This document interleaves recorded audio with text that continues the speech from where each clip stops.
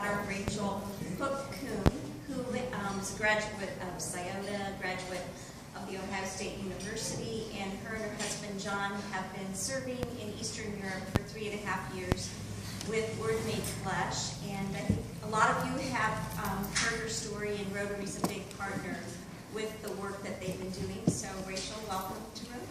Thanks for having me back. Can you hear me if I don't use the mic? Yeah. Okay, that'd be great because I want to come up here by the slideshow. So who all of you has heard me speak before? This is my 3rd time at Rotary. My husband has been with me, but he now has the great privilege of taking a sabbatical. He served in Eastern Europe for 8 years. He has a 9-month sabbatical, and so he is resting now, but I get to share with you about the organization we are both still employed with.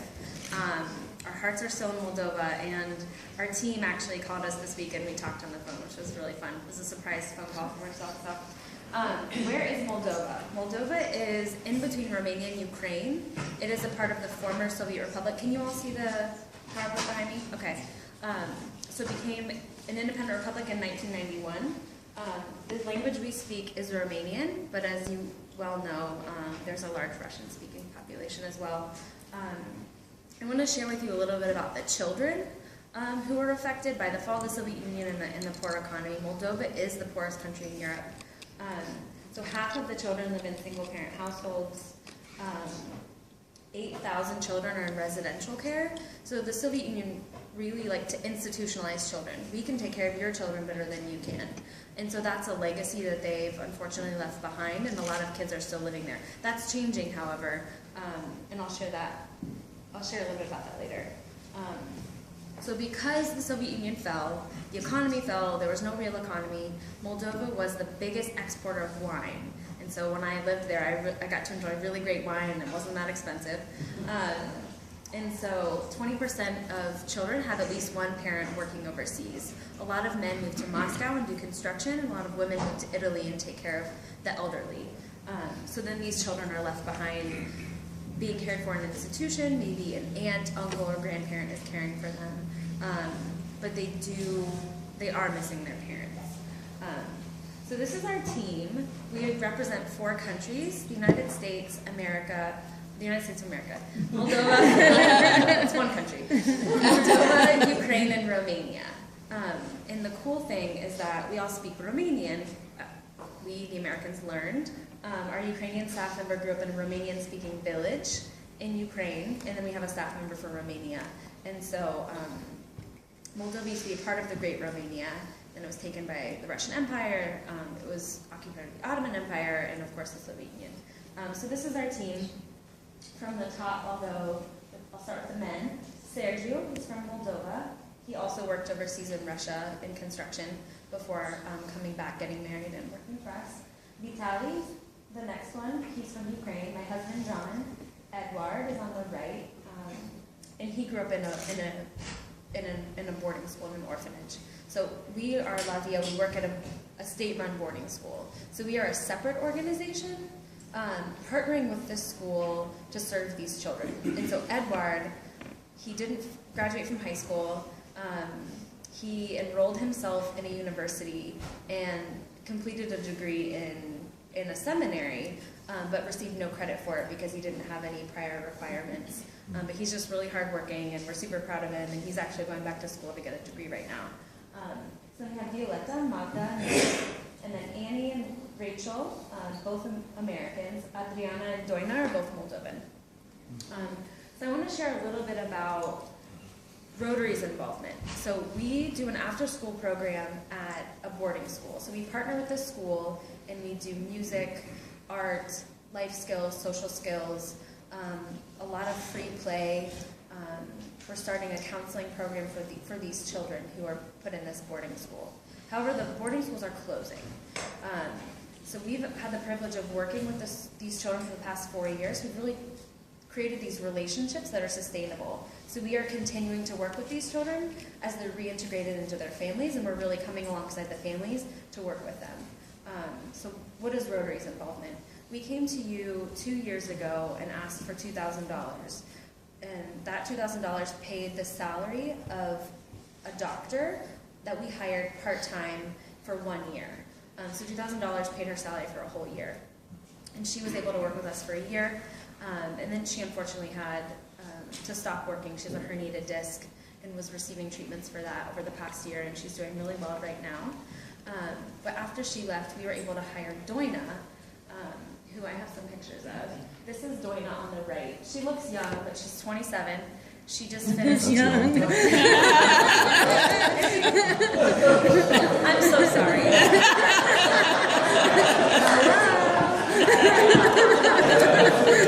Anyway, she just finished medical school. She studied epidemiology, and instead of working for the state in a hospital, she decided to come and work for us. So she works part-time as she finished medical school, and she finished in May. She did beautifully, and she quickly decided she wanted to work full-time for us. So that has been a huge gift. So now she's with us full-time, and that, we brought it up to work that day. This is Doina and Margareta. So I'm going to go back and share. So our kids struggle with nocturnal enuresis, lice, scabies, and then just general hygiene problems. So we were seeing these kids, they're not really cared for by anyone at the school. They're kind of supervised, but there's no real involvement. And so I want to share a little bit about the benefit that Doina has been. So we were able to work with a number of children with Natasha part-time, but now that Doina's full-time, she's able to take kids in the morning to see the dentist, ENT, ophthalmologist, and just receive general treatment. And we work with a local clinic that gives us reduced cost, reduced payment. And so then in the afternoon, she really does one-on-one hygiene with 14 kids. So they're taking showers, she's checking for lice, she's treating lice, she's washing clothes. Someone gave us money, we bought a washing machine. And so just really practical stuff. And then she is coordinating with the school to get the linens washed at the same time. So she's really been able to get in there and be there full time. And so it's just been a huge benefit. So some of the things that she's been able to do, she's been able to help treat 30 different, we have 50 children in our program, but 30 of these children have received direct medical care for acute respiratory infections, viral infections, digestive problems, and scabies. She does therapeutic massage for 6 of our kids who have posture issues, and we have a few kids that have their bodies are covered in burns. Just a little, like a house fire explosion happened, and so these kids are living with the effects of that, and she does therapeutic massage on one little one in particular. She teaches hygiene lessons to all 50 of our kids. She does groups, and she'll do 1 lesson a month. And then again, there's about 14 children that receive direct care for hygiene. Another thing that we were able to do, and a lot of you actually supported, this was outside of what the Dublin AM Rotary was able to do, was give Margareta the teeth. So this is Margareta holding the dog, and these were her teeth before. So just really poor dental care, really poor hygiene. But this is what the school dentist did to her teeth. They kind of put this thing on, and so she was really upset about it. She's been living, this has been her teeth, she's 15. These have been her teeth as long as she's had these new teeth. And so she was really self-conscious, and she was one of the kids I worked with daily. I taught sewing, and I was like, before I leave Moldova, we're fixing your teeth. And so I emailed my mom, and I was like, Mom, we have to fix her teeth, we need money. It was $1,000. It was extremely expensive, but we had a great doctor who gave us a reduced price, and she's a good friend of ours, and her teeth look amazing. She needs braces, but she's in a really great place. So we're really thankful, and again, that wasn't something Dublin AM Rotary did as a whole, but it was something that some of you guys were able to participate in, and it was a connection that we were able to pursue because we already had the connection with Dublin AM Rotary. And Doina went with her to the doctor. She understood the treatment, she saw it through, and so you've been able to provide this person who's providing direct care to all of these kids. So I'm going to stop, and I want to see if you guys have any questions for me. And I'm happy to answer anything. Yeah? Why are there so many single parents? Because a lot of parents have died of disease. Tuberculosis is a huge problem, just different things like that. And then a lot of parents are overseas working. So then there's just maybe one parent at home that's able to care for the child, and they have a really poor salary and can't support their family on what they're receiving. And so the school is because the parents, what did you say, that the country thinks, that the government thinks that they're better off institutionalized than be with one parent? Or That's the idea. That is the legacy that the Soviet Union left behind, but now as Moldova is seeking integration in the EU is asking for their numbers of institutionalized children to fall. And so they're say that again. The EU, the European Union, is asking for the number of institutionalized children to decrease. Why are they asking? Because it's better to say that children are in a family or a family type home than being raised in an institution. They did the same thing to Romania when Romania joined the EU. It was the same situation. They're doing the same thing in the U.S. I'm sorry? They're doing the same thing in the U.S. too. Yeah. Did that answer your question? Did that answer your question? Yeah. Okay. Yes. What other questions do you have? Yes? Why Moldova among all the places in the world for you and husband to pick this place? And second is, what is the main reason or reasons why you and husband are kicking up this cause? Yeah. My husband, he had an opportunity with the church. He was a part of it. He went to Vanderbilt. He was in Nashville, and they were working in Moldova, and he didn't study abroad or do anything fun like that. So he was like, I'll go to Moldova for a year after he finished his master's. And he did, and he fell in love with the people. My dad works in the Dominican Republic, and I was like, why the Dominican Republic? He's like, well, that's the first place I went, and I stayed. So similar with my husband. That's the first place he went, and he stayed. So he was with an organization, didn't love it, and found Word Made Flesh, did an internship and was on staff with them in Romania for 2.5 years with the intention of bringing it back to Moldova. So it's really about the people. And it was just kind of where he ended up and fell in love with the people, fell in love with the culture, and that's why he stayed. What was your second question? Why? That's pretty good. Okay. Uh-huh. Do the Moldovans feel threatened at all by the Russians' adventurism in the Ukraine? There's been some talk of that. I've definitely, when we were living there, I heard a lot more about it from my American friends. People in Moldova are just kind of head down, moving ahead, doing what they can to survive. I'm sure that there's, and I heard a lot from the U.S. Embassy, they would contact the citizens living in Moldova. I don't believe that there's a huge threat. I think that the border, there is a problem. Transnistria is this little teeny tiny sliver in between Moldova and Ukraine, and it has been occupied by the Russian army since the fall of the Soviet Union. They speak Russian, they have their own currency, they call themselves independent. I crossed through it, and they made their own border crossing. And so you just kind of, this is the reality of that situation, and it's a problem. I don't know, I don't think what will happen in Moldova will happen in Ukraine, but this is a situation that needs to be resolved. And John Kerry was over talking about it, Joe Biden was over talking about it. So the German president is also involved and talks about how can we solve this problem. So and the West is aware, they're just trying to figure out how to handle it best. So yeah.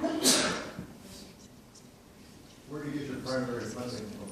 Our primary funding is through friends and family. So my husband and I fundraise for our salary. So we ask you for money, and that's how we survive.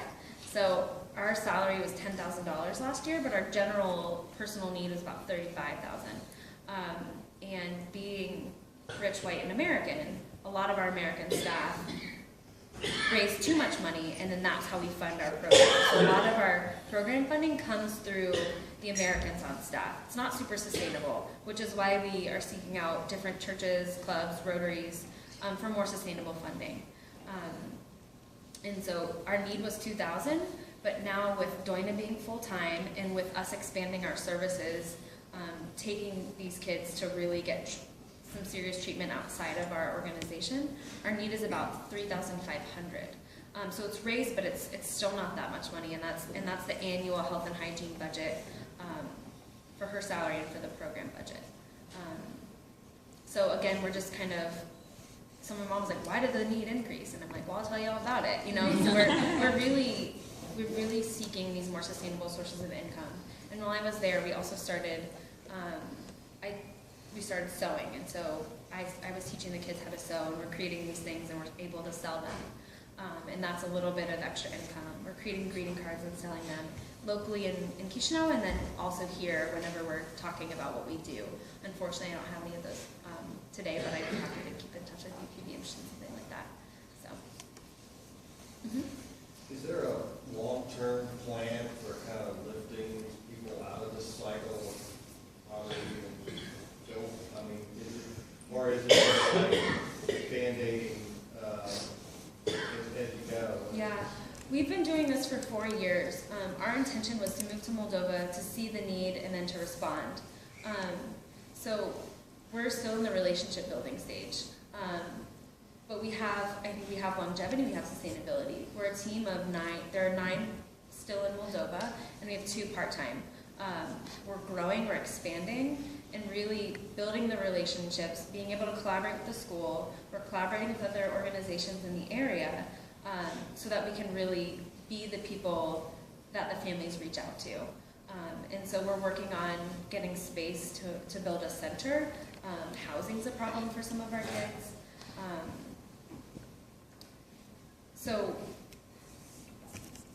again, like this, and we want to start teaching sewing to some of the moms. And so again, it's like, how can we equip these women to have an income that will continue? So it's a work in progress, but it's definitely something that we have in mind and are pursuing. Just very slow moving. So Rachel, you said that John is on a sabbatical Yeah. right now. Then when his sabbatical is over, are you going back to Moldova, or are you staying here and creating, additional income opportunities in the United States to support Moldova? We are remaining connected with our community in Moldova. It was our home, it's our family, but we moved back to Columbus to be close to our blood. So we are staying here, we're not going back, but it's a part of our lives and will always be. I'm committed to continuing to come and talk with you and share about it. We'll go back to visit hopefully next summer and remain connected, but I am pursuing other opportunities right now, and then my husband in this time of sabbatical will discern what's next for him. But yeah, we came back to pursue other things that were being awoken in us. We went and we did, and we started, and we handed it off to local Moldovan leadership, and that was really our goal. Perfect. But yeah, we're committed to being financial supporters for the rest of our lives. So thanks for asking. Any other questions?